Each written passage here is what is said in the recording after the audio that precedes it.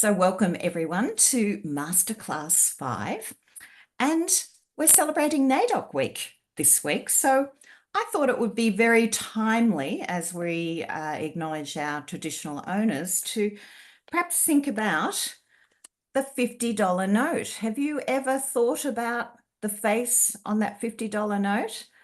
I discovered David Unipen quite some probably 20 years ago, a wonderful rural inventor. And here we are, we're out in the regions of Victoria.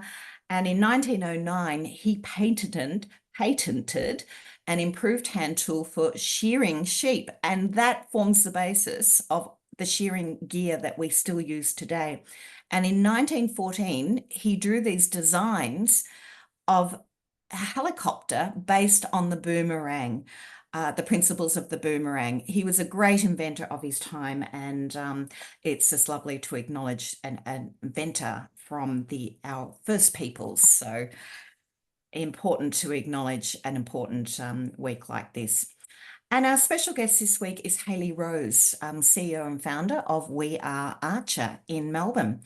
And Hayley has been around. She's been in the UK, the USA and Australia, working with top-tier consulting firms and Fortune 500 companies. Sounds really impressive. And I've heard Hayley speak before, so she knows her stuff. She's been gathering process and tools for the last 17 or so years, probably another year on since you wrote that bio, Hayley. Experiment to Triumph is all about reducing risk and unnecessary time and cost by making sure that you are targeting your time and effort in the right direction, making the right decisions. So I'm really excited to have Hayley here today. I'm going to hand over to Hayley. Fasten your seatbelts. And as I said, don't forget those questions. Write them in the chat box and we will get to them. So a very warm Startup Centre Victoria welcome, Hayley. Thank you. Such a nice intro. I'll try my best to bring my energy. I'm definitely a morning, not an evening person, but I'm caffeinated, fed, hydrated, and ready to go. I think, so Kerry's kind of given a bit of an intro, but I guess at the end of the day, just to kind of give you a sense of who I am and what I do, I've kind of worked, well, not kind of, I have worked in strategy for a number of years in big companies and got quite sick of the way in which process was done to have confidence, and entered then into more of the startup scale-up world to try and bring the best of both worlds together. So the rigor and thinking of corporate with the agility and hunger, I guess, of startups. And I created Archer on the back of that. And my whole thing is to reduce the time it takes to figure out if an idea will work or not in market, and how to actually get the data points that you need to figure out if you're on the right track, you need to pivot, or you know what, potentially this idea isn't going to work. And so Archer, my consulting business, is kind of based on that premise. And I help pretty much usually scale-ups and founders, and corporates do this. I know you guys are in the midst of this accelerator, are coming with your own ideas. I'm just curious if you can put it in the chat. I just love to know something that you would love to learn today. I will do my best. I can't promise you, but I would just love to get some context around this theme and what you'd like to learn.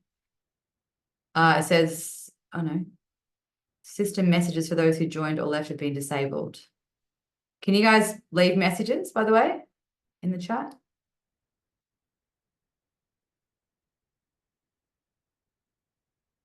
Oh yes, great, cool. Again, if you don't have anything that comes to mind, no pressure. Just if you have a few things that come to mind, feel free to put it in the chat. Otherwise, we'll just keep going. Everyone's shy. Everything you just said sounds awesome. Okay, great. Tips for hardware companies. Okay, I'm not sure I can do that. How many people to test with? Yeah, amazing. Cool. All right, let's keep going. What I will say is there will be points where we'll talk probably more so at the end. So if you have anything that comes up as we move along, please just put it in the chat, and we've got a pretty chunky amount of time at the end to go through things. I've allotted some time for reflection and for you guys to actually go and think about this in relation to your own business, as well as just going through some of the exercises, just so you can kind of get a flavor of this. So if you have a pen and paper, I guess, or you can use your computer handy, always good to have that too. But yeah, what we're going to cover, firstly, why experiments? And experiments are not lab coat-based science experiments. What I mean by experiments, what exactly are they? How do you go and do it? And then I'll just give you a quick overview as to what archery is, so you have some context around what we do. So let's get straight into it. Why experiments? So I hate bringing this fact up when I'm in a room full of startups, but I do feel like I need to say it. Hands up if you're aware of this stat. Okay, someone. Okay. Now don't give up. But unfortunately, a lot of new ideas in market fail. And a lot of the time there's a belief, I think, that they fail because of the execution, when in actual fact, around 40% fail because they didn't actually address a customer's needs. And what that means is there was not a market who wanted to buy their product or service. And so the first thing I think about is, well, how does this happen? Largely, I hope a lot of people are doing research, they're thinking about the market space, but something that kind of comes up is that while people are doing research, and research is really important, don't get me wrong, I actually highly advocate for research, and we'll go through this today. There is an issue when you only rely on research to prove that there is a market for your solution. Why that is because with research, you're actually collecting somebody's opinion, which it can be misleading because it's not actually how they're going to behave when they're doing their task. So a prime example is if a company was like, we want to create a more sustainable laundry detergent, for instance. You go to a few people, you say, listen, would you buy this new laundry detergent? It's got no parabens. It's really good for the environment. It's going to be an extra $1.50. And you'd be like, yeah, of course I'll buy it. Whatever, $1.50, that doesn't mean anything. But then you're in the supermarket, you're doing your grocery shop, you're in your mission shop.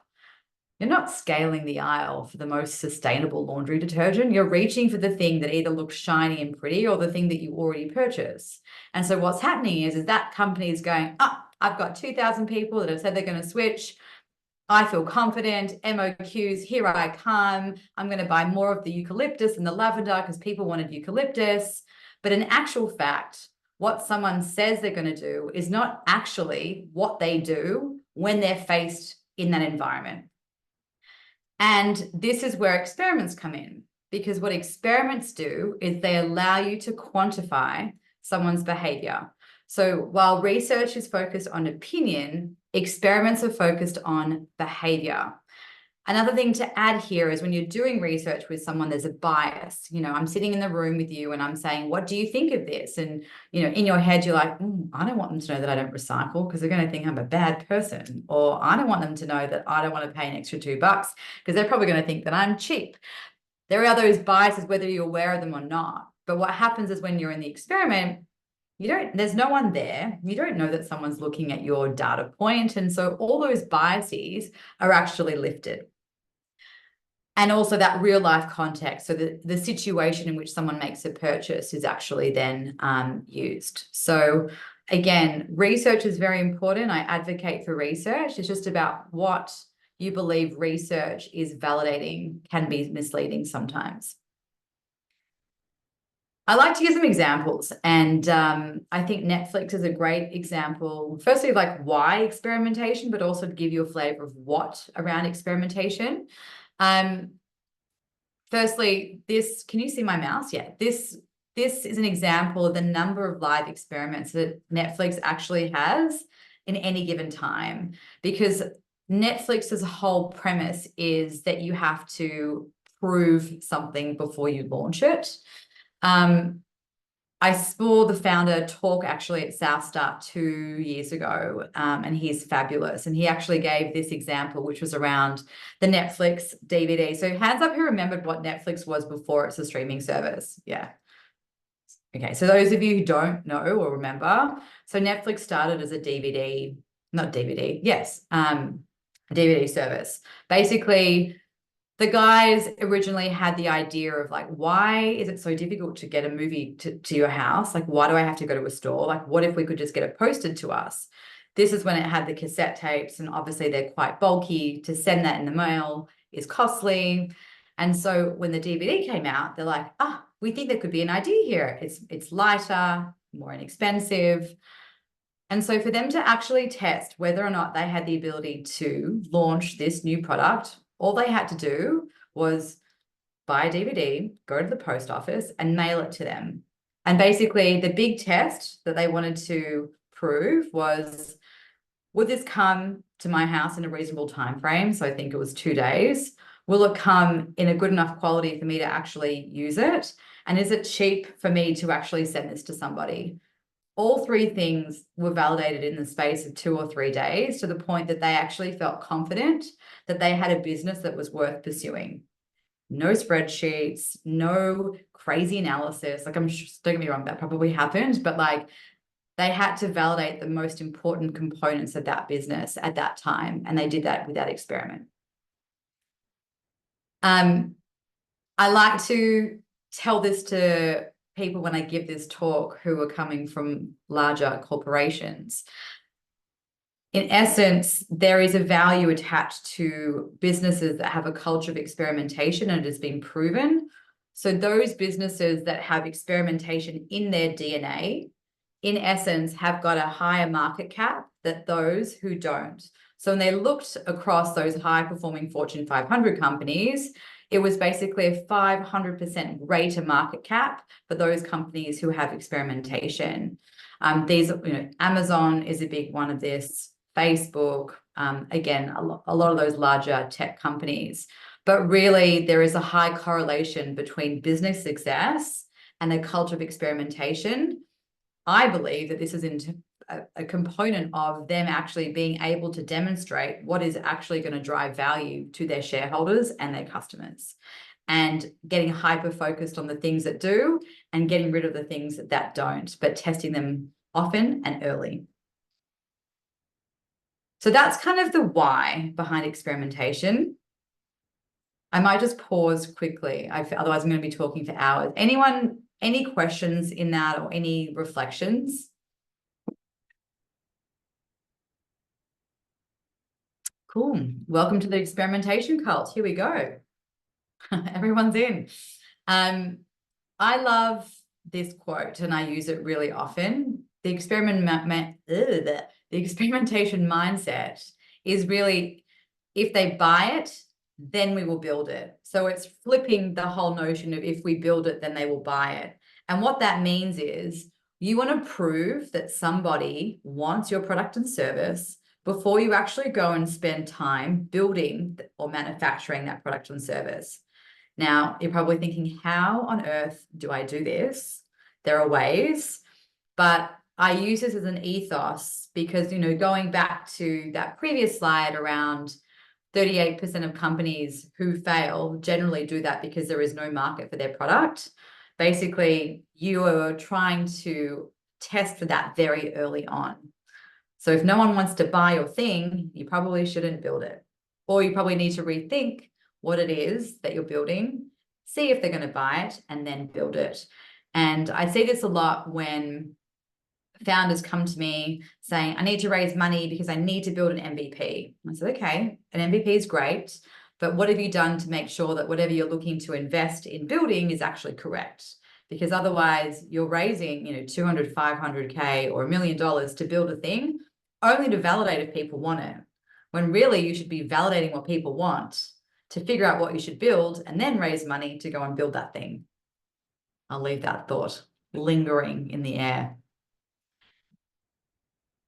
And so this, in essence, is kind of a experiments funnel, so where they fit into the mix. So in essence, you have ideas, and ideas can come from your own problems that you've been facing, or some analysis or market trends that you've been looking at, but you have some ingoing ideas. What you then want to do is figure out, okay, is there a problem here worth solving for enough people? Then you want to go, okay, do people want this solution? So is there problem solution fit? And if you've got that, then you go and actually build something in a small increment that you can release as a beta to test before you then go and look at launching. And each of these stages, I call them stage gates, has basically got infinite loops where you don't always go through this in a linear process. Sometimes you go back to the next level and you keep going. But it's really important to think about this process with these stage gates. And we'll go through this today. Because often people come to this whole process with like, I've got an idea. I need to do research. I've got an idea. I like to give people like little tools and tricks that they can use to do temperature checks. And so these are some ones that I like to use. The first is, it's called a social post as an MVP.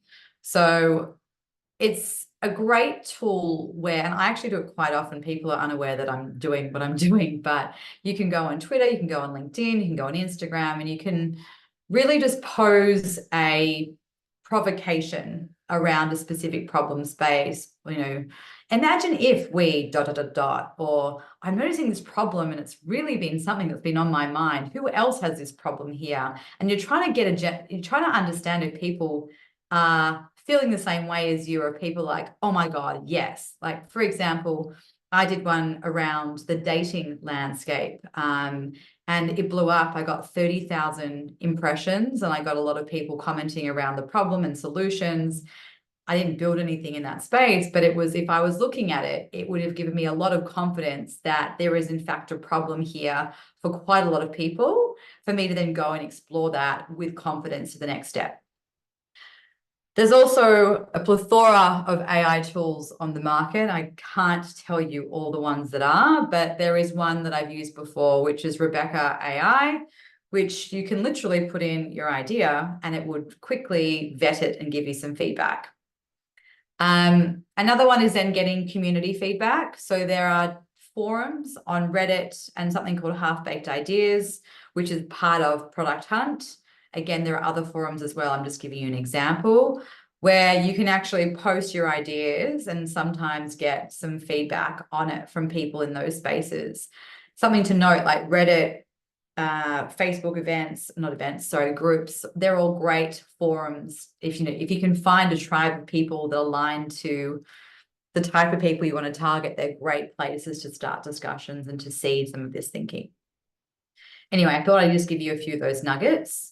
Going back to what I mentioned before, in terms of experiments, there are different types of validation that you can do when it comes to your business. The first is problem validation. So what's the right problem to solve? The second is market validation. So do enough people want this? And the third is solution validation. So does this solution actually solve their problem? This is quite small. Okay, I'll go through it. Now,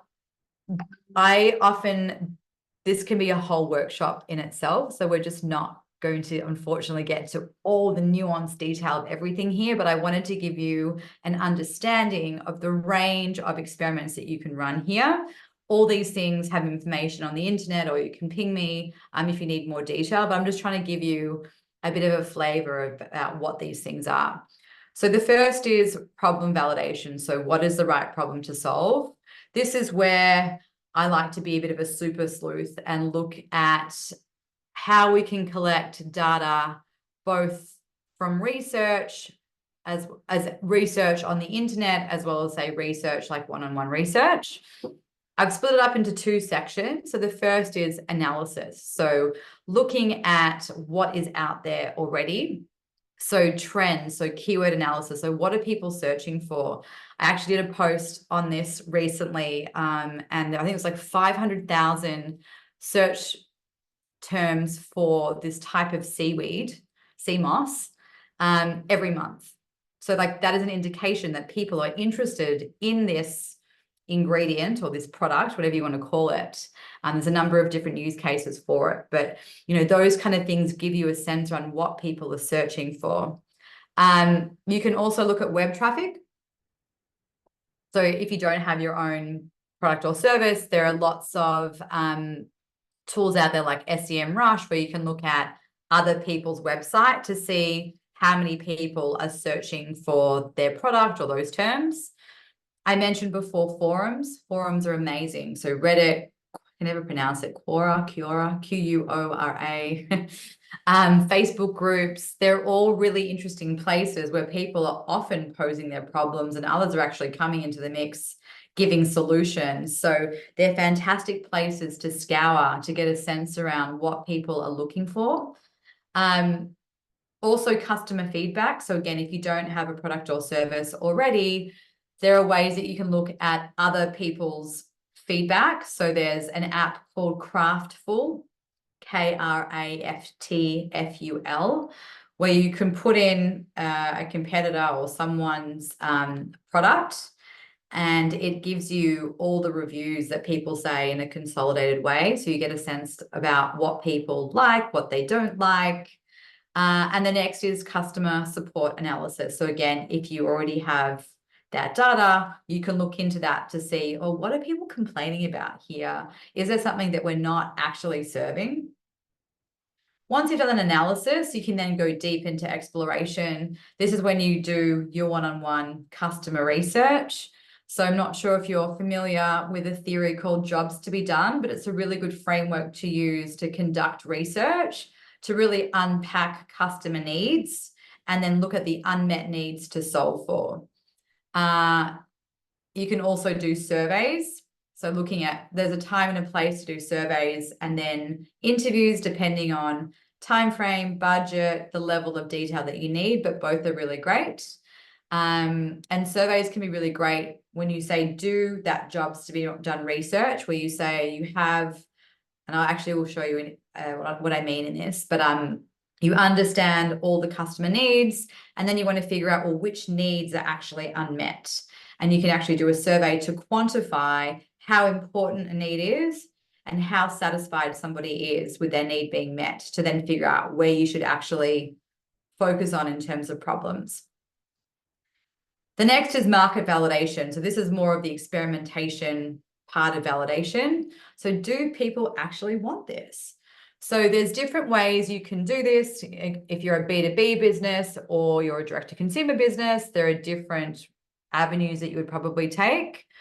This is the letter of intent is probably more for a B2B business, but you essentially pitch what it is that you're looking to offer as a solution and see if somebody is willing to give you their details, or like, a non-binding contract to then work with you in the future. The next is really common for experiments, is kind of experimentation 101, which is called like fake door experiments, which is basically you pretend that you have a thing and you drive traffic to often a landing page and see if somebody's going to take an action. Usually if it's really early on, it's just like join the wait list or register now. And you're just trying to gauge whether or not people are willing to exchange their information for the promise of getting your solution. And then the next is cold calling. Again, probably more so for B2B, but seeing whether or not there's interest from prospects in terms of your solution. So that's kind of expressions of interest. And the next is like willingness or like openness to pay, not even to pay, sorry, but like there's somewhat transacting here. I'll explain what I mean, but at this time, you're not just saying to people, oh, register interest. You're actually saying, hey, we want you to pre-order. So maybe it's like give a nominal amount. So maybe like $5 to make sure that you get the first, I don't know why it comes to my head, but flower pot. Very weird analogy to be using for a product. But anyway, that's an example. Or a dry wallet, which it looks like you're getting taken through like a payment gateway. And so someone's demonstrating that they're ready to pay, but you don't actually take any money from them. The next is a contract. So a signed agreement to say when this is ready, you'll work with us or you'll buy this. And the next is sell the future. So this tends to be more that if you already have a product or service, you can then say, add an additional feature or a different SKU, and you can sell it to people before you even have it to get a sense around if people would want it. Again, the important thing, and I'll show you when we get into some of the examples, is the communication around these experiments. So we're not ever fooling the person on the other end. It's always done in a way where it's communicated like, thank you for your interest. We're not actually live yet. When we are, you'll be the first to know. We're just collecting data to validate if this is an idea or not. So just so you know, as I'm talking, there is the right communication around these things. We're not looking to dupe anyone. So that is market validation. And the next is solution validation. So again, it's like, okay, we know that people want it. Now we have to figure out if whatever we have envisioned actually solves their problem. And this is where you'd probably want something that you're tinkering with to actually be able to say, how well does our product solve their solution? Some of these things can be really discussionary based. So not many people would be using this, but there's a 3D print. So like if you need to have something physical, can you print it off and show someone what this thing would look like? A storyboard's a really easy way. So you basically can literally map out what that journey kind of would be and what you're looking to do at each point to get feedback from somebody about how well that would help them complete a task. This is more for very kind of software, B2B analytics kind of things, but basically a data sheet where you're talking about the technicalities of your product and what you're looking to include and the use case. And people can give you feedback as to whether or not that aligns with their needs. There's brochures, like a physical artifact. There's mock-ups. So you can explore your proposition in a digital or a physical space. Things like explainer videos are actually really great. So it could be like people talking to camera, even with like a Figma design, or just beautiful copy, which to almost is like a narrative, which is selling what this thing will be. And then another one is the product market fit survey. Actually, that doesn't go there. Sorry, we'll get to that in a second. Excuse me, that's in the wrong place. The next is more interactive based validation techniques. So these require a bit more building, I guess, in what these tests are. The first is a clickable or a paper prototype. Again, paper prototypes are really easy. I'm not a designer, UX designer, and I've made many of these. There are apps out there where you can just sketch what this thing is. You take a picture of it and you can actually make it clickable, and someone can walk through that journey with you and give you feedback. Or if you can make it clickable, there are things like Figma, which are also great tools for this. Landing pages are great. And again, there's heaps of no low code tools out there to help you build landing pages, which can help you communicate the solution to people. If you need to have something that is a bit more interactive rather than a landing page, I call it a single feature MVP. So like this thing does one thing and one thing only, and you see how well people are able to complete their task. Usually these things are done in a bit of a scrappy manner, but it's still helping them through that process. Concierge and Wizard of Oz are fantastic kind of techniques, and basically what it is, and I'll give you examples of all of this in a second.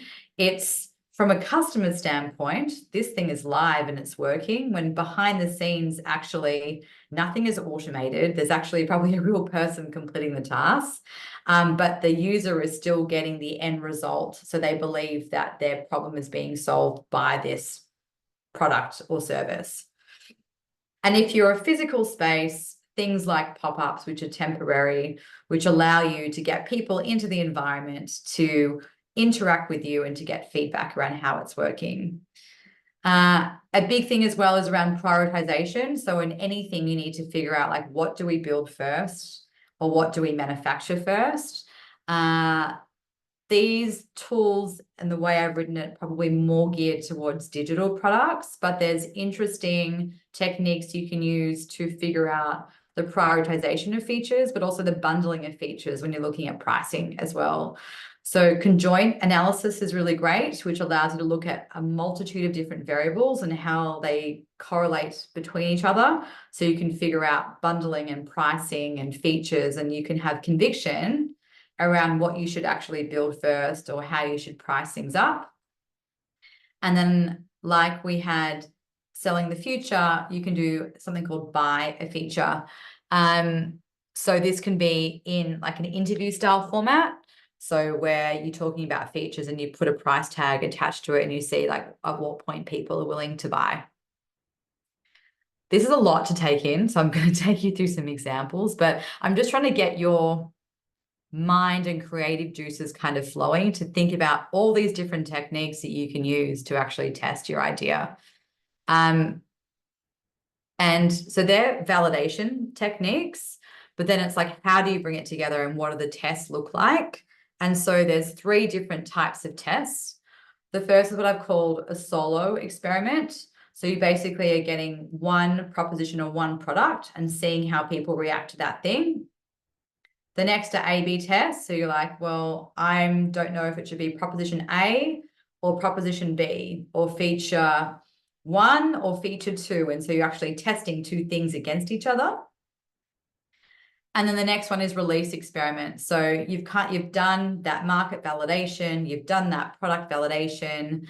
You want to roll this out to a small cohort of people just to test whether or not these things work. Again, imagine you're a big company and you've rolled out a new feature. You're not going to give it to all of your users straight away. You're probably going to do it in batches just to make sure you're ironing out any kinks, and you're then doing it in small releases, especially if you want to say compare the performance of a product, as it was versus when it had a new feature added to it.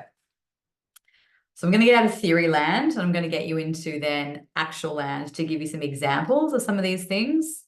I mentioned before surveys and jobs to be done and how you can quantify a problem space. And so this is what is called an ODI survey. I think it's an opportunity. I don't even know what the rest stand for, to be honest, but it's called an ODI survey. It's from the jobs to be done theory. And basically the output of this is from a survey where you've done your research, you've looked at the journey someone takes, all the needs that they have across the journey, and then you ask them to rate each need around importance and satisfaction. And so what you're looking at here is you want to focus on the needs that have the highest amount of importance, but the lowest amount of satisfaction, which means it's so important to me, but no one's really solving my need really well. And when you're looking at innovation, that's a really good indication of where you should be playing and spending your time. And so these needs here have got the highest importance and lowest satisfaction. And so that these are the needs that I would be looking to solve for in my product or service. Who has any idea what this is?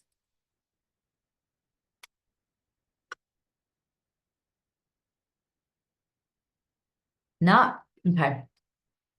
Who knows what a Palm Pilot is? Some? Okay. So for those who don't, I mean, we all have iPhones. The notion of having a computer in your hand is like quite common for us.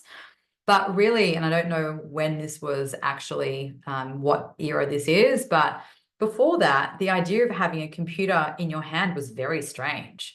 And so it was Jeff Hawkins. He had this idea, but he wanted to validate if there was any validity in this idea. Now, building a technical prototype of this, especially back then, like right now, we're very fortunate that we have all these tools, but back then would have been hugely costly. And so what he did to actually test whether or not this like computer in your hand thing would be useful is he got a block of wood. That's a block of wood. And he printed or sketched, whatever it was, a interface. And what he did is he kept it in his pocket and he would pretend to complete these tasks on this block of wood. Like, oh, I'm going to schedule a meeting now. I'm going to take out my Palm Pilot and do this. Or I'm going to send an email now. I'm going to take out my Palm Pilot and do this. And in those interactions, he was seeing how useful this thing was, how often he'd reach for it. but also he was getting the person next to him's reaction. They're like, what are you doing? Like, what is this thing? And like, oh, that's actually quite cool. I think I would use that. And so in those interactions, he started to feel more and more confident that there could be something in this. Again, there's the technical component, then there's the desirability component. And he was like, I think I would use something like this. And I think others who I'm interacting with would as well. And so then he felt confident to moving into the design and the development of this device. An example that like experiments don't always have to be digital, I guess, is like the premise of this too, right? Remembering that there's physicality to it too. This is an example from a client of mine. So they were offering a mental health service for new mothers. And it was for the first 2 years of their children's life. And so essentially the first 2 years is when your brain is the biggest sponge. And so any mistake that you make as a parent has the most dire implications, I guess, for how the personality traits of that child play out, especially in terms of attachment.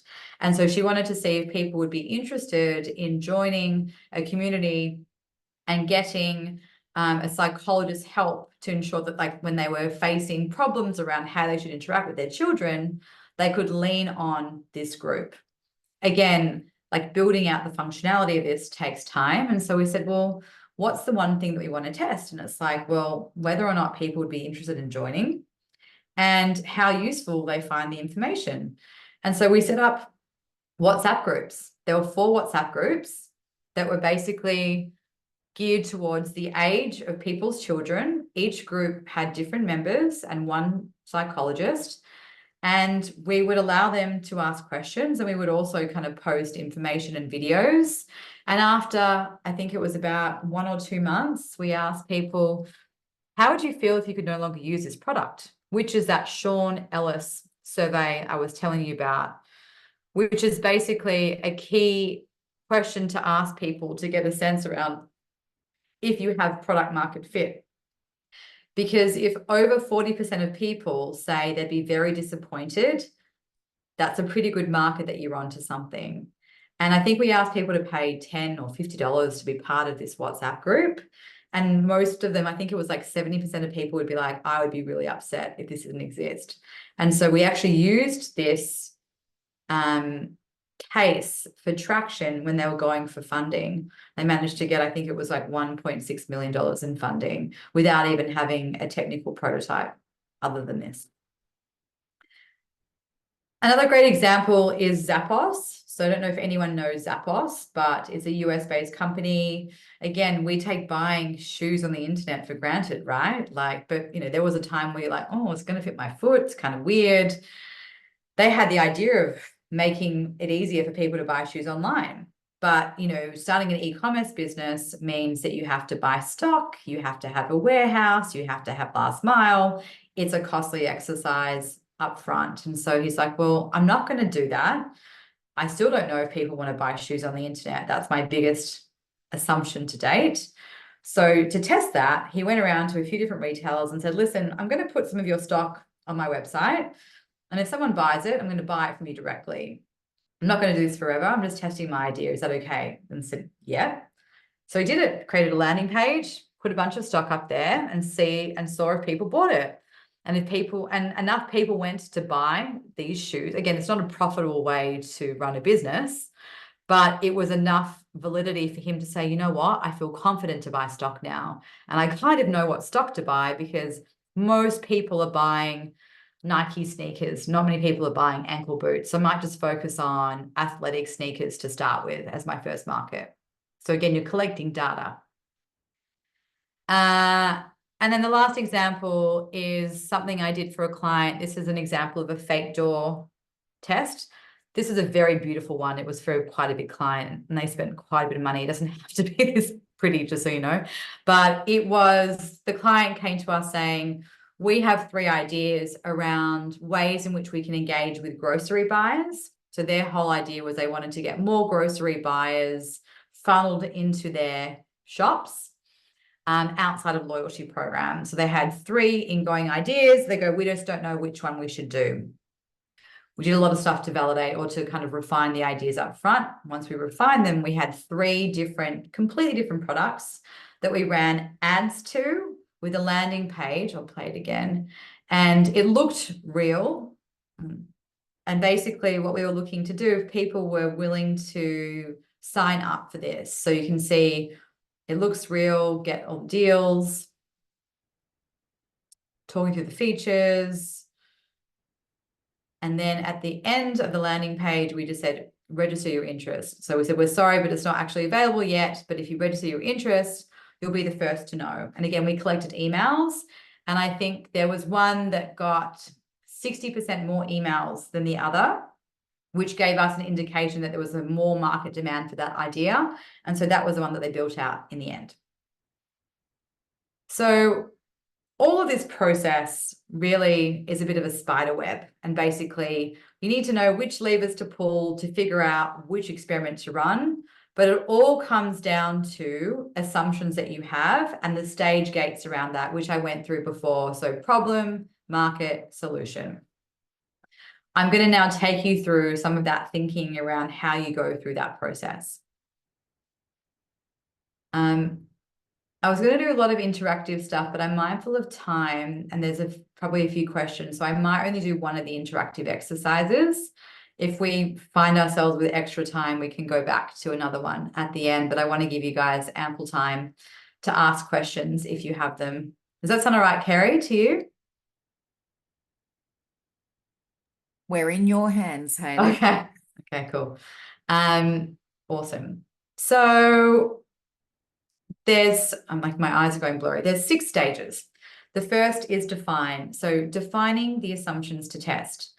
This is probably one of the most important things because you don't want to be wasting your time testing the wrong thing. So it's really important that you look at what is the biggest assumption for me to validate in this point in time. When you have your assumption, it's then saying, okay, how can I quantify a hypothesis around this? So an assumption is a hunch.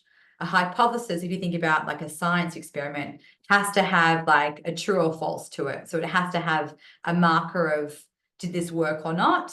So that you know whether or not your assumption was actually validated or not. Once you have your hypothesis, you go into a plan. So, well, which one of these experiments is going to help me actually quantify this assumption, this hypothesis, sorry. And you look at which experiment is going to give you the best data for the least amount of time and money. You then go and create all the artifacts, set it all up.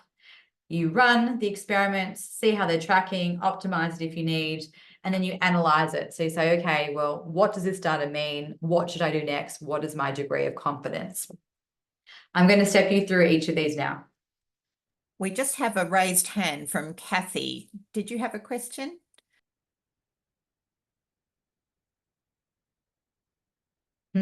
You're on, I think you're Sorry, it took me a while to find my mute thing. I can wait till question time if that's coming. Sorry. Is it a burning question? Ask me now. No, there we go. No, not burning. Sorry, I thought we were going into questions. Okay. Just ask it. Let's just do it. It's fine. Okay. So I have sort of started already, but I've been told by several people that I'm doing it the hard way. So I'm trying to figure out which bit to automate. So at the moment I'm cold canvassing, sending out proposals, emailing back and forward, and then doing a online Zoom presentation using a PowerPoint and me talking and question time like what you're doing now. So I was going to look at testing instead of cold calling, maybe just gathering email addresses and sending them all out try 100 emails and see what sort of return I get. From 10 cold calls, I get 2 presentations, which are paid for. So that's pretty good. But then I was going to look at, I don't have a website, landing page. Do I test whether I can get people into the landing page? Like do you just try all of the tests and see what works?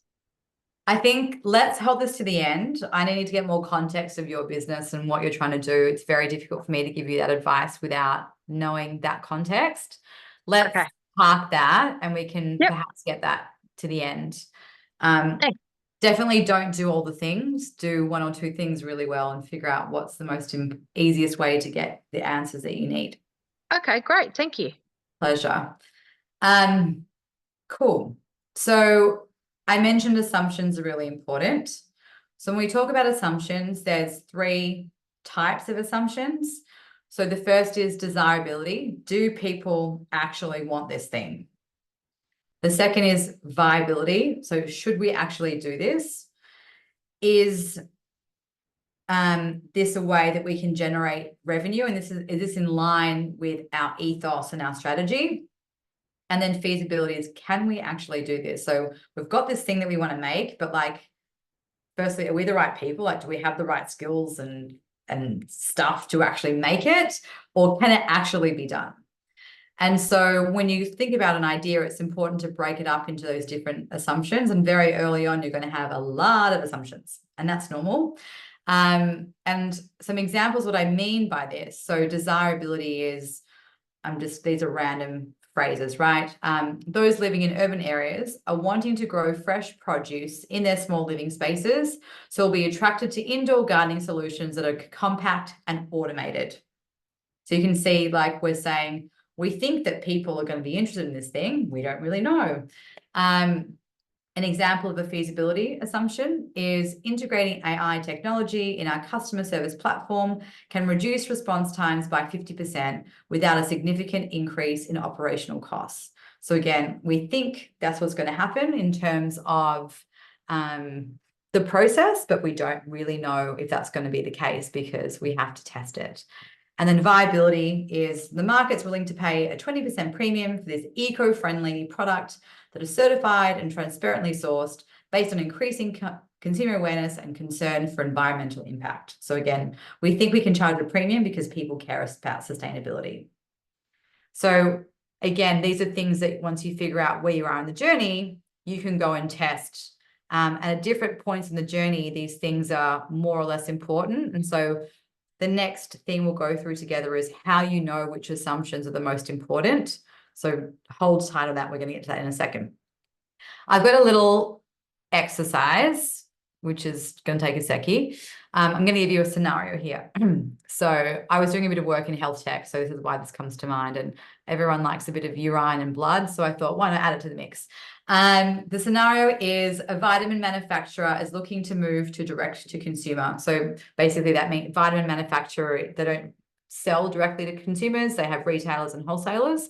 But they're like, we want to actually create something where we have a one-on-one relationship with consumers. They had this idea that you could do personalized vitamins that were personalized based on your own ecosystem. So looking at my blood and my urine to figure out what I'm deficient in. And I can figure that out at home. And based on those home results, they'll give me a personalized set of vitamins that will come to me every month or every quarter. Everything is tracked and managed in an app. So I've got 2 assumptions here. I want you to have a read, and in the chat, I want you to tell me which one is the correct assumption, A or B.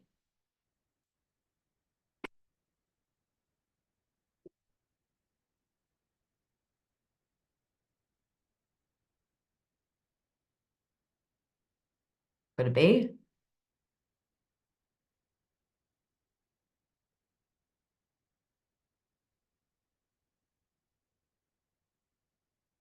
Awesome. You're all very smart. So B is the answer. So the first one is too vague. So you don't know who the target audience is. You don't know why they're willing to provide samples. And so it's really hard to then put this into a hypothesis to test and validate. On the other hand, B, you've got the audience, you've got the assumption. So it's basically the assumption is around they're willing to provide those things, so your urine and blood samples, so that they can get hyper-personalized vitamins. So it's, again, it's like given the reward. And the premise is that they at home means they don't have to go out of their way to get the test results. So you can see how you write these things are important to figure out then what it is you want to go and test. Some other examples around this scenario and some desirability, viability, and feasibility assumptions. I won't read them all out, but one is health and wellness advocates will trust the accuracy and reliability of at-home testing kits. Viability is, health and wellness advocates are willing to pay to subscribe for a service that personalizes vitamins for them each month based on their unique needs. So again, a subscription service here is really important in that business model framework that they've set out. So they want to make sure that people are actually willing to have these things ongoing as opposed to a moment in time. This is one thing that I will do as a bit of an exercise. It's just going to be a few minutes for you to think, but I know you're deep in your own ideas at the moment, and I wanted you to take this thought process, and I want you to think about one or two key assumptions that are true for your business, whether it is desirability, so do people want it, viability, how it can actually make money, or feasibility in terms of like, how would you actually be able to deliver on this solution? So have a little think. And I'll get one person to share back with me.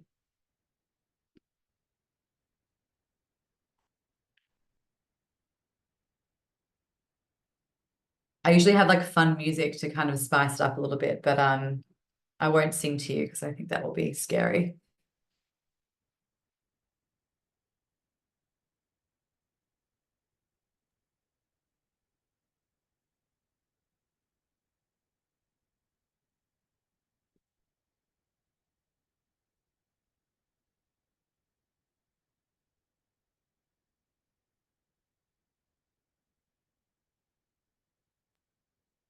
I know. Hey? We have a question. How should we do this if our customers are different from our users? Oh, really great question. You have different assumptions. So desirability, yeah, it's actually a great question. And I'm working with a client at the moment with this case. So you're thinking about like what's motivating the person to buy it, and then how well is this actually solving the problem for the user? Because if it's solving the problem for the user, that's obviously the purpose of it, but you have to then demonstrate the motivation, or sorry, appeal to the motivation of the buyer. And so looking at both of those lenses.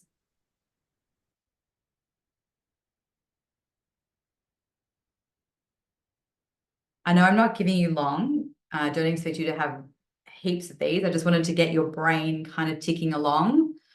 So I'd love one person to maybe share what they came up with, or even share an issue that they came up with in this process.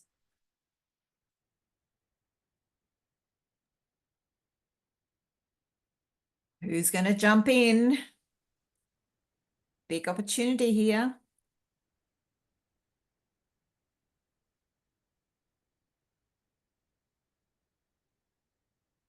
I'm seeing a lot of confused faces. Is that a yes, Kathy, that you will do it? Yes, I've got the three assumptions. So the desirability assumption they would assume automatically that they are going to save time. And then the viability is if they're going to save time, then they're going to save money. And the feasibility that they assume that because I've got insider knowledge that I'm going to tell them something they didn't previously know. So I'll just give you a bit of feedback on, say, the desirability one. I think you mentioned, Yes, that they will assume that what I give, that my service will save them some time. And therefore they will what? Be interested in buying it or using it? They'll be interested in so very quickly, I provide tips and tricks on navigating government proposals. Okay, great. So the desirability, and who are these people that you think are going to want to save time? Financial planners. Yeah, so I've got financial planners who are looking to save time when doing X, Y, and Z will be interested in my product to help them do that. I've phrased that not so eloquently. But yeah, Yeah. Yes. yeah, perfect. Yeah. Yeah, great example. Thanks for sharing. Awesome. I will have to move along, but maybe when we get to questions, but hopefully that just gives you an idea of what I mean. In this exercise, so I like to do this all the time and like as part of sprint reviews and always be thinking about assumptions. But as I'm sure you can imagine, you can come up with a lot of assumptions. So the question is then, well, what do you focus on? And so the red's a bit hard to read, I apologize, but basically what you look to do is to prioritize those assumptions. And so I use this axes. One is around critical. So is this assumption critical or not critical? And is this assumption known or unknown? And when I say critical, I will put a caveat that it is critical for now. So a lot of these assumptions like, will this make money, is obviously incredibly important because most businesses exist to generate revenue. However, it's probably more critical to figure out that people are interested in your proposition and then work out if your pricing structure or price is the way in which people are willing to engage. So it's a critical assumption as a whole, but probably not critical for this moment in time. So when you're looking at that mapping, make sure that you're thinking about that time component. And really anything that's in this quadrant of critical and unknown is where you focus your efforts in that given time. And I like to think about things in sprints. And so you do this and you figure out, okay, how do we test these assumptions for this sprint, conduct the sprint, then move to the next one. So in my approach, I have a very much an assumption-led approach to strategy. It also helps you prioritize tasks, which I know it can be really difficult when you're in startup mode and just like, what do? I need to do everything. So yeah, something to think about. So now we've gone from an assumption into a hypothesis. So how do we actually create that sentence or structure to then be able to go and quantify if this assumption is true or not? And so when you think about an assumption, it needs to be these kind of three things. One is testable. So it must have a true or false outcome to it. It needs to be precise, so clear around what success looks like. And then it needs to be discrete. And so what I mean is it needs to be testing one variable. So only one variable. You can't have three variables. So you can't be testing price and target market and proposition because you're not going to be able to figure out what you're actually getting at the end of it. And some steps or things to think about when you're writing it is around, okay, well, what is that main variable I'm looking to test? So I think in the example that we just mentioned before, it's that people will trust that you'll save them time. So it's like the proposition is the main thing here, right? You're not testing the different types of financial planners, or if they're from Victoria or they're from New South Wales, or if they're got 10 clients or 100 clients, you're just testing if this audience thinks that you're going to save them time. And that is your marker of success. And then you need to work out, well, what do you want someone to take, action to take, to then figure out if they've shown indications of interest or not. So going back to the example that you had before, so you're saying, I want to show that we trust that we're going to save them time. I'll know if they think that if they give me their email address because they're so interested in what I have to say, or they give me their phone number, or they answer the phone and stay on the phone with me for half an hour while I talk through a presentation. So what's that thing that's giving you the indication? And then you want to make sure that in your statement, you've got a prediction around what you think your experiment will find. I'm going to go through what this actually means now. No, in the next slide. So how to write these hypotheses. This is a really good example. There are other ways of doing it, but this just allows you to kind of have all of those components, but at least X%. So again, that's your kind of what does good look like of the target market. So the person that you're trying to interact with will take a certain action. And so when we talk about experiments, we are looking for somebody to give us skin in the game, right? So what that means is someone is actually carving out time or money or their eyeballs to engage with your product or service, and there's an exchange of value. So the lower skin in the game is not going to give you as much confidence, but you can't always be looking at getting high skin in the game, because it just is it's more comprehensive in your thought being evolved, but also sometimes in the tests that you run to allow you to do that. So low skin in the game is things like time spent, engagement, feedback, someone's contact details. High skin in the game is like generally some form of monetary exchange, or intending to give money. And so what you're looking at, so the more difficult thing is a bit of an art, not a science here, is like, well, what's our benchmark? I always get this all the time. What's my X? How do I figure out my X? And when you've done a few of these, it gets a bit easier, but the starting point can sometimes be a bit sticky when you don't have benchmarks to go against. But when you're looking at figuring out what that X% is, there's two ways of doing this. One is top down. So you have, I'm not sure if you've got to this in your program, but you have a market size, you have a indication or a view of like how much of that market you believe you can actually attract. You can use some of that thinking to then apply to your experiment. If I put this in front of a sample size of people that are representative of the whole of the audience, I need to make sure that I can get 10% of that audience, because that's the market size that I believe I can get. And I'm going to use this experiment as a proxy. The other one is bottom up. So based on the type of action you're trying to get someone to take. So for instance, if you're you're sending out an awareness email and asking people to leave their details, you can use benchmarks for leaving details for awareness-based emails as a proxy for what you think you can get. Something to remember in this process is one experiment is not going to validate your whole business. So don't get too obsessive about the X%. It's just giving you an indication. You'll need to run a series of experiments. This can be a bit confusing, so I'm just going to go through this as like an example like we went through before. So let's go back to our original blood and urine sample assumption. So the assumption was health and wellness advocates desire vitamins tailored to their specific health needs each month through a home testing kit. And so, okay, this is like my mental arithmetic around how I would come up with a hypothesis around this. So I go, okay, this is testing desirability. I want to test the desirability of my product. The thing that the variable I'm looking to test is whether or not people are interested in personal vitamins. I know that people want vitamins, but like those personalized vitamins, is that of interest to people?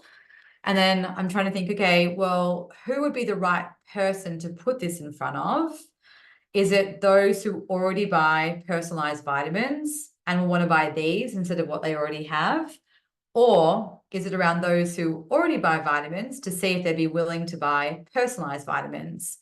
And then I go, okay. And so I actually went with option B. So I'm looking to see if people who are interested in vitamins would actually switch to personalized vitamins. The skin in the game I want to test is registering interest, because it's very early on.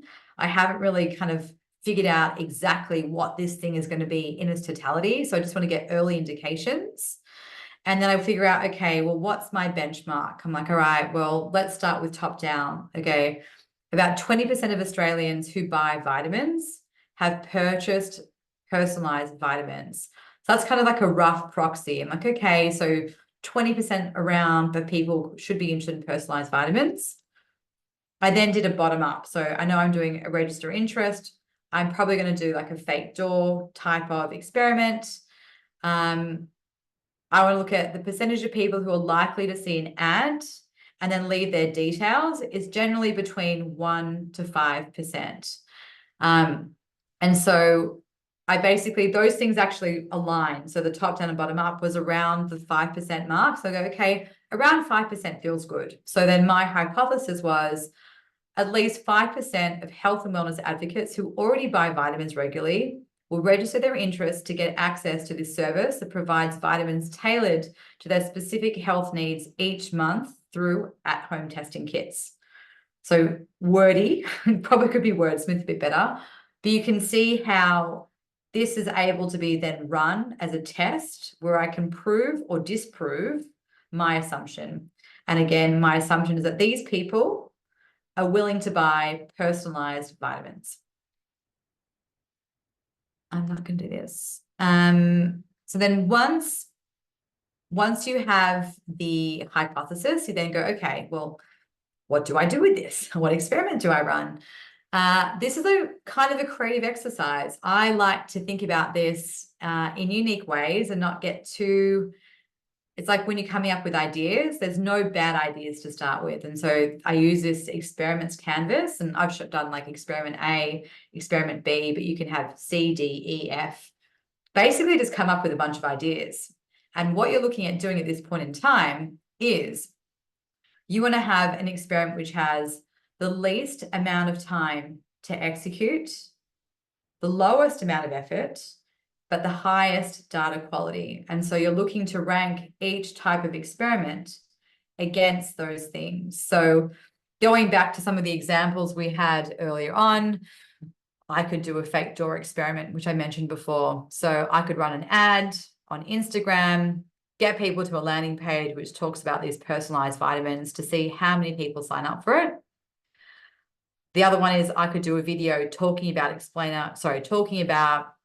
what this thing is, how it works, and see how many people want to go on that wait list.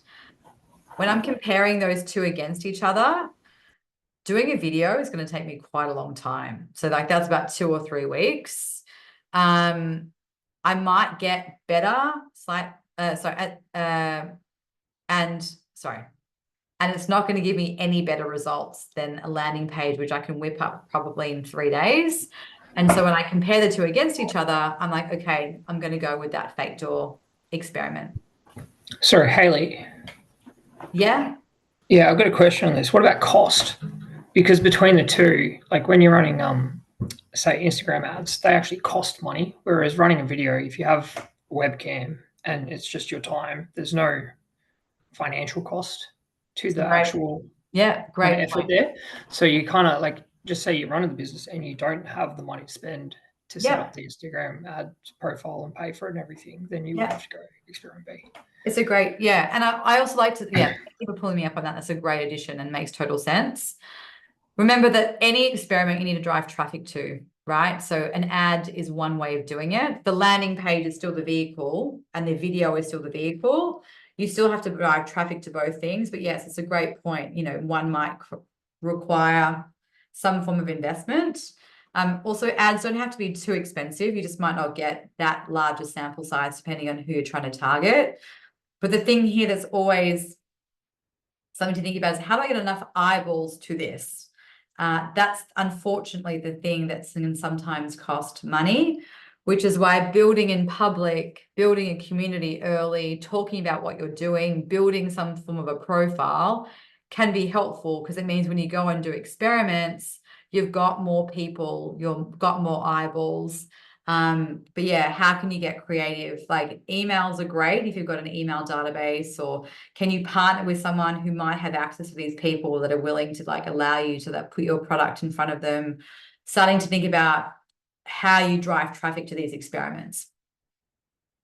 But thank you for pulling me up on that. That's a great variable. And also, like, I actually have a post on this coming in a few days. Like, these templates are made to be broken, in that, like, feel free to add your color to these things. I'm just giving you ways to think about things in terms of how you can dissect them. So if you want to put a cost component, by all means, put that in there. That's a great example.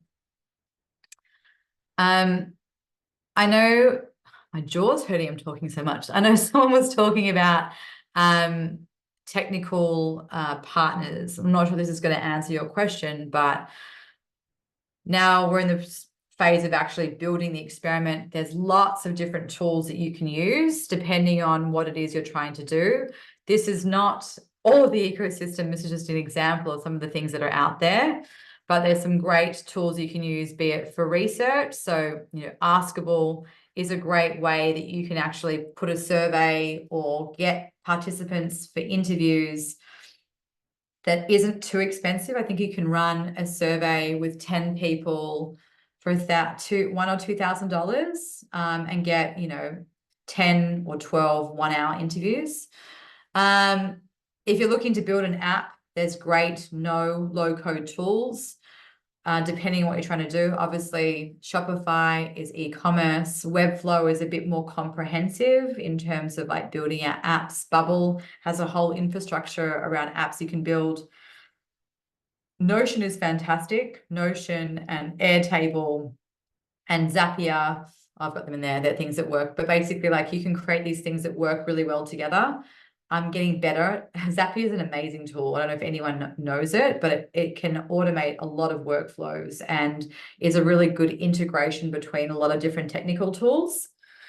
And then when it comes to landing pages and websites, your Wix and your card are probably the most simple landing pages. Webflow, Squarespace, slightly more comprehensive. If you're just doing an email campaign to a landing page, things like MailChimp are fantastic because it's really well integrated as well. Again, not all the things, but just something to think about. And so now we get to the end where it's like, okay, we've done this experiment. Like, what the hell does this mean? And so here's an example of a bunch of different scenarios. And there's two things I want you to see here. The first is that it's a series of experiments that gives you an answer around confidence and whether or not your assumption sometimes has been validated. And here you can see what you're seeing is each experiment and what it's pointing to. So what these variables are is how it performed relative to your benchmark. So this was within 90% of your benchmark. This is around 70% of your benchmark. This is around 50% of your benchmark. This is about 30% of your benchmark, and then 10% of your benchmark. So you're seeing here that, like, if they're in this space, it's pretty well safe to say that your assumption that you had has been validated. And you can see that, like, because you're looking at like how well, like, the range it achieved relative to your benchmark, not an absolute number.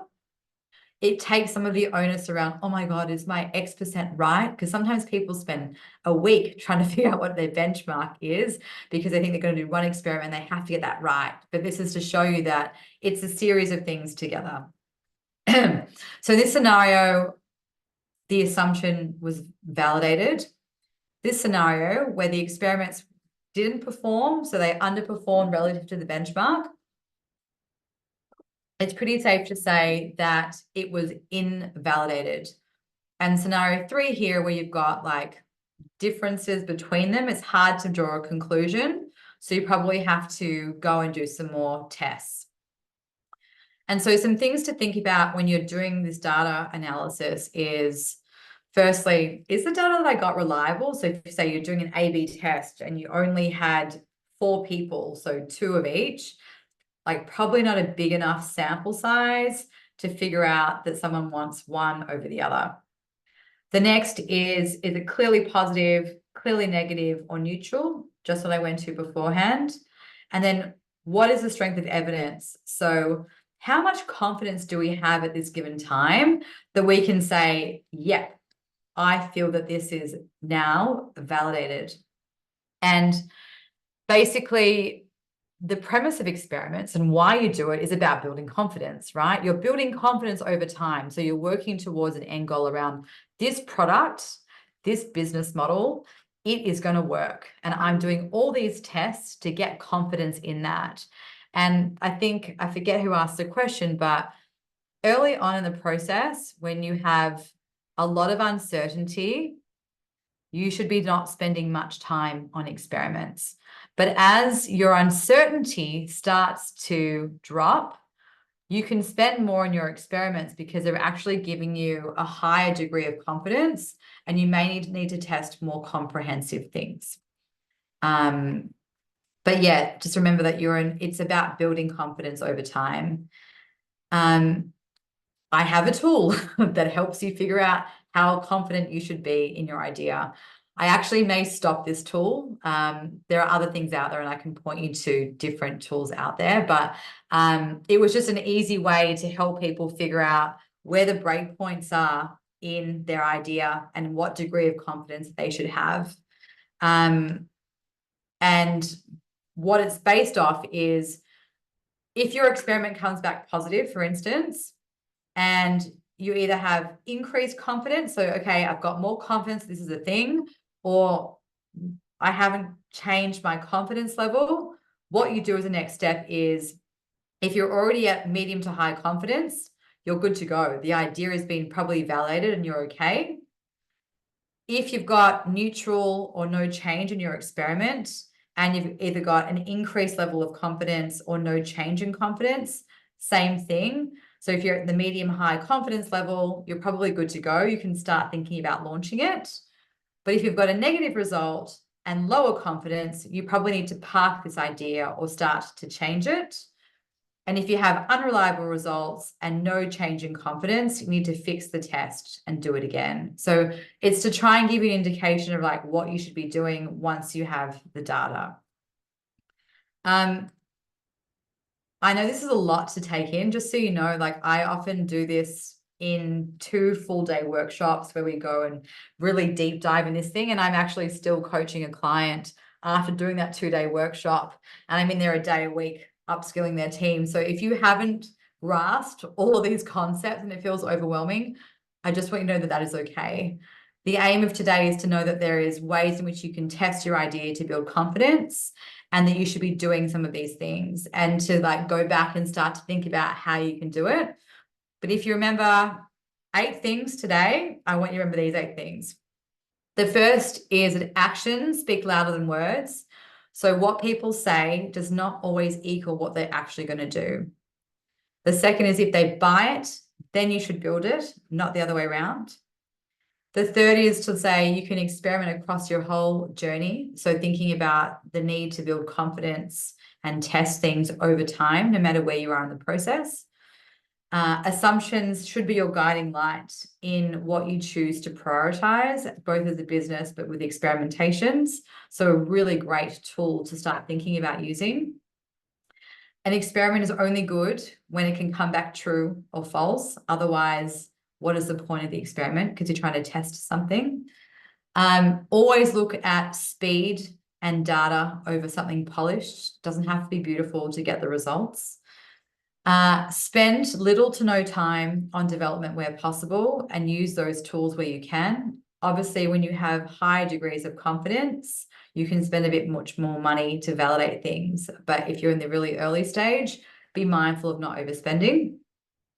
And then something to think about, but, you know, if there are things, I don't know exactly what your startups are, but, you know, especially in things like health tech, there can be certain regulations and things you have to be mindful of when you are talking and promising things to customers.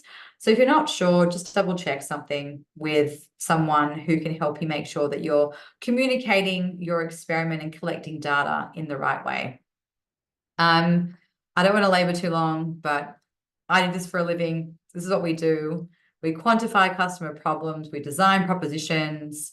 We help collect data to prove demand. We prove what people will pay, and we de-risk big assumptions. I do work a lot with corporates and scale-ups, but I do offer these things called power hours, which are like micro consulting.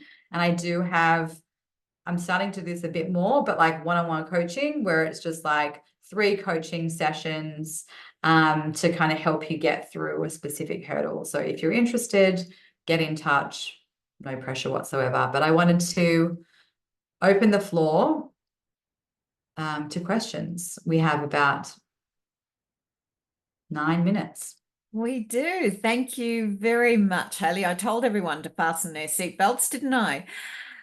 We might finish the recording now. Thanks, Jess. And then we'll go straight into